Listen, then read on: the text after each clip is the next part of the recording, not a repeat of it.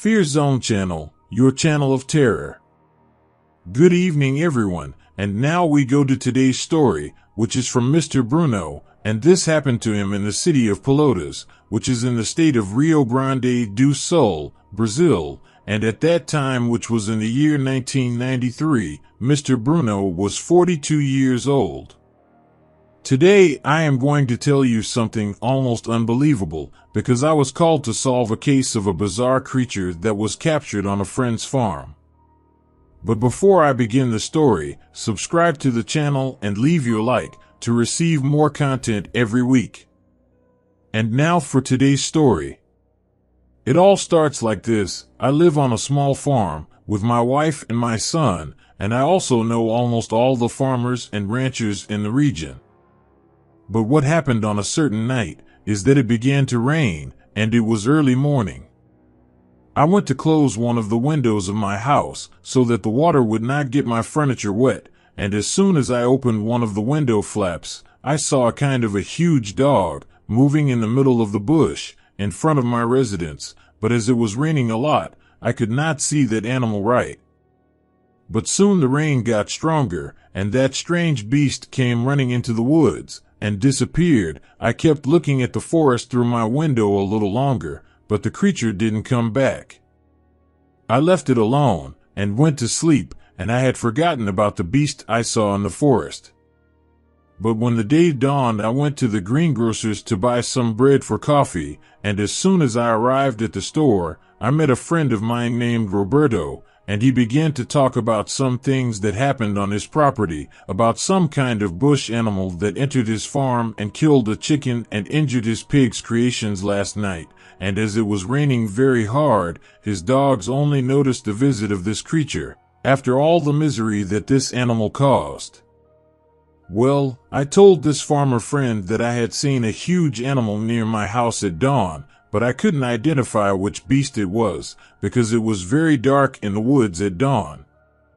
But after all this talk, I ended up going back to my house, because at that time, I was working in the city at night, in a production company.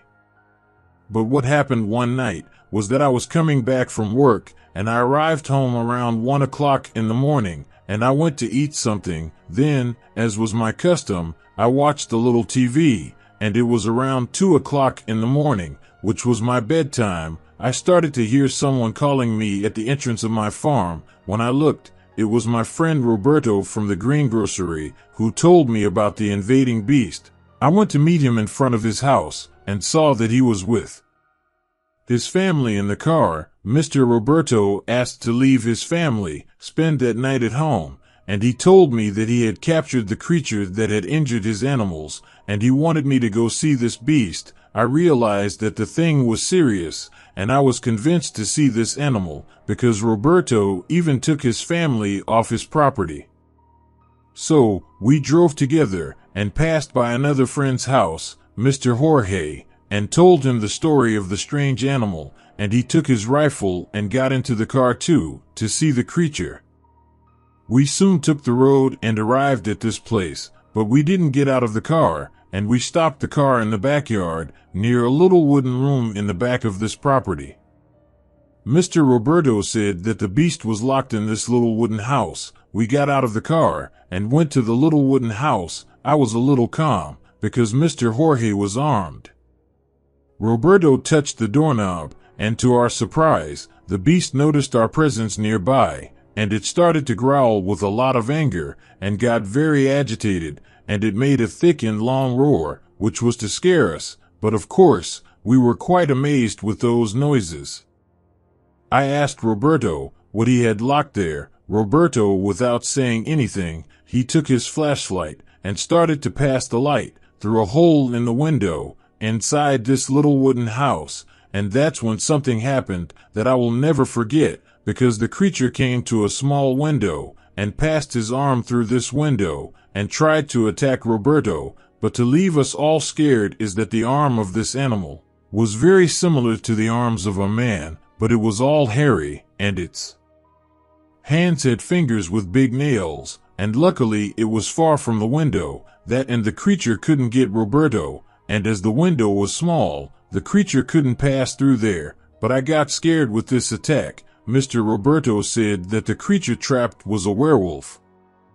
I was curious and passed the light of the flashlight inside the wooden house and saw this creature standing as if it were a man, but he ran on 2 legs and went to a corner where I could not see him, and by his cleverness, for me that animal was a werewolf because their eyes were lit, and that gave dread. We felt that we were in danger of staying in this place, so we went back to the car and talked about what we were going to do with this werewolf. We started to measure the size of this problem. If we killed this animal, it would no longer appear in our region, and people would not run the risk with this creature, and if we killed the werewolf, we would be accused of murdering a person, because this beast could become a man again, and also, if we called the police, we could be punished by some kind of hidden government, and they would accuse us of something we did not do. At this point, I realized that we were already judging the werewolf, but we couldn't let him go without doing something. Well, we took a chance and called the police. Soon after almost half an hour, a police car arrived on the scene, and we showed the creature locked in that place for the police, and they saw that the creature was a strange beast. But it didn't take long, and it was close to 4 o'clock in the morning. We heard some coughing from this beast, and then it started to roll on the ground, and screamed in great pain, and the bones in its body started to crack. After a while, the policeman looked out the window, and saw that the creature had turned into a man, who was without clothes. The military told us to be quiet about the werewolf, and not to tell anyone about this story, so as not to create problems for our lives, as this was something confidential, and they wanted to know if we had pictures of the werewolf, but we said no. However, the cops took the naked guy away, in the police car, and after that day, we don't know anything more, what gave it all away, and maybe we will never know what happened to this werewolf, or to this cursed man. But one thing I do know, for sure, these werewolves have a bad nature, and will attack anyone who crosses their path. But to this day I remember that day, seeing that werewolf, and surely, there must be more of these creatures roaming the woods at night. Would you or would you not release the werewolf? Leave your comment. Well, if you liked the video, subscribe to the channel, and leave your like to receive new stories. Until next time.